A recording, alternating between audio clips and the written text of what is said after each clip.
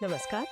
आज हम एक ऐसे विषय पर थोड़ी गहराई से बात करने वाले हैं जिस पर हम अक्सर सुनते तो हैं पर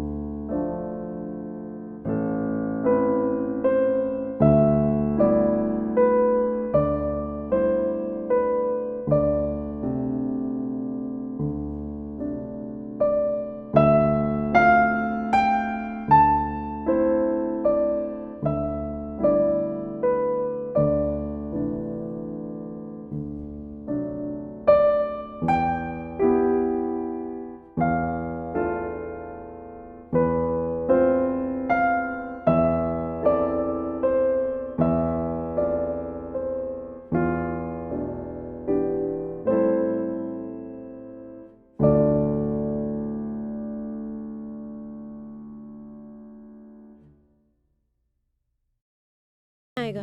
जी हाँ, जानकारी ये भी साफ करती है कि चाहे कोई साधु का वेश बनाकर मांगे या अपनी किसी मजबूरी या दिव्यांगता का वास्ता दे, अगर वो सीधे तौर पर बिना कुछ दिए मांग रहा है तो कानून उसे भीख ही मानता है और ऐसे व्यक्ति को भिखारी ही गिना जाता है। तो परिभाषा का जो फोकस है वो मांगने के तरीके पर है, ना कि उसके कारण पर। ये परिभाषा तो काफी सीधी लगती है, बिना किसी लेन देन के सीधे मांगना। लेकिन अब यहाँ एक और सवाल है। बहुत सारे लोग होते हैं जो काम नहीं कर रहे होते, तो क्या वो सब भिखारी हैं? इस जानकारी में बेरोजगारी मतलब अनएम्प्लॉयमेंट और भीख मांगने में क्या फर्क बताया है? क्योंकि आमतौर पे लोग शायद मिला देते हैं इन दोनों को। हाँ, ये बहुत ही महत्वपूर्ण पॉइंट है और ये जानकारी इसे बिल्कुल साफ करती है। देखिए, हर वो व्यक्ति जो काम नहीं कर रहा वो भिखारी नहीं है। बेरोजगारी एक अलग आर्थिक स्थिति है और तकनीकी तौर पर अगर देखें तो बेरोजगार या अनएम्प्लॉयड हम उसे कहते हैं जिसके पास काम तो नहीं है लेकिन वो सक्रिय रूप से काम ढूंढ रहा है। अच्छा, ढूंढ रहा है, कोशिश कर रहा है। जी, वो कोशिश कर रहा है, उसे काम मिल नहीं रहा। तो इसमें काम करने की इच्छा और कोशिश, ये दोनों चीजें शामिल हैं। सक्रिय रूप से काम ढूंढना, हाँ ये जरूरी है। हाँ, और जानकारी ये भी बताती है कि अगर कोई व्यक्ति काम नहीं कर रहा है और वो काम ढूंढ भी नहीं रहा, मतलब अपनी मर्जी से या किसी और वजह से वो नौकरी खोजने की कोशिश ही नहीं कर रहा, तो उसे तकनीकी रूप से बेरोजगार भी नहीं कहा जाएगा। उसे तो श्रम बल यानी लेबर फोर्स उसका हिस्सा ही नहीं माना जाता। अच्छा, अरे वाह, तो ये तो 3 अलग-अलग सिचुएशंस हो गईं। एक हुआ बेरोजगार, काम नहीं है पर एक्टिवली ढूंढ रहा है। जी, दूसरा हुआ श्रम बल से ही बाहर, जी काम नहीं है और ढूंढ भी नहीं रहा। बिल्कुल, और तीसरा हुआ भिखारी, काम नहीं कर रहा है और बिना कुछ दिए सीधे मांग रहा है। एकदम सही। ये जो वर्गीकरण है इसको समझना जरूरी है।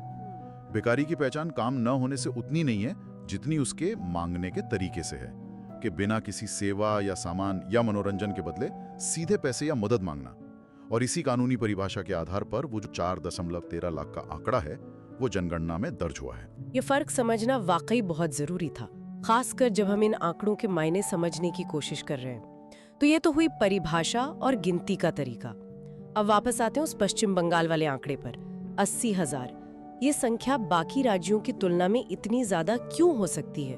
क्या इस जानकारी में इसके पीछे के कारणों पर कोई इशारा मिलता है? देखिए, ये जो जानकारी हमारे पास है ये मुख्य रूप से परिभाषा और राष्ट्रीय आंकड़ों पर ही फोकस करती है। इसमें यह विस्तार से नहीं बताया गया है कि किसी खास राज्य में, जैसे पश्चिम बंगाल का आपने पूछा, वहां ये संख्या इतनी ज्यादा क्यों है। अच्छा, ये आंकड़ा सिर्फ हमें ये बताता है कि दर्ज की गई संख्या इतनी है। उसके पीछे के जो सामाजिक आर्थिक कारण हो सकते हैं उनका विश्लेषण इसमें नहीं है। हाँ, ये समझा जा सकता है कि शायद स्रोत का फोकस इस पर ना हो, लेकिन ये आंकड़ा इतना बड़ा है कि मतलब सोचने पर तो मजबूर करता ही है।